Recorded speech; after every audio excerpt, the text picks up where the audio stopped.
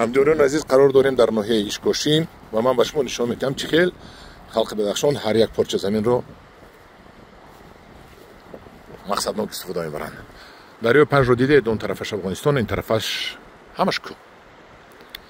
لب لب دریا از همین آب دریا استفاده برده در درون سنگ این بیتها رو شنوندن.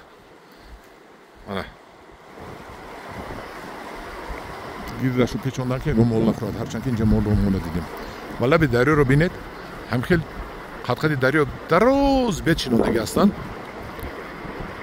و این بیت در اینجا یکون خاک هم نیست، از همین آب استفاده میبرد و همین بیت ها از آب استفاده میبرد و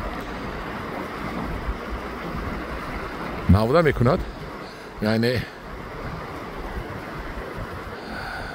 چوب میگیرن، هیزو میگیرن، دسته میگیرن، خلاصی گپ از همین سنگ پره منو بینه داخل. در اینجا یکون زمین نیست، همش سنگ است. در درون سنگ بچینوندن. این رو بینید، حتی قم اگر ممکن زیر درخت قم، زیر سنگ قم باشد، لیکن بالاش بالای زمین یگان قم نیست.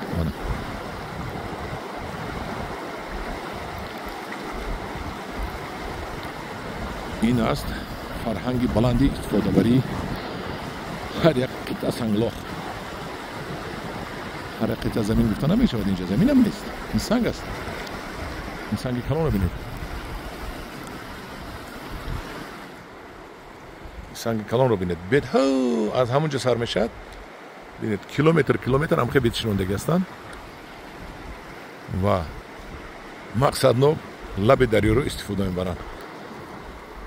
در بعضی جهات، در بعضی جهان، در تاجیکستان، در طرف های خطلان زمین، در طرف های ادرهای ناحیه های ورزاب، دیگر طرف ها زمین است که زمینی که گوشت است، لحم است، زمین استفاده برده نمیتونن،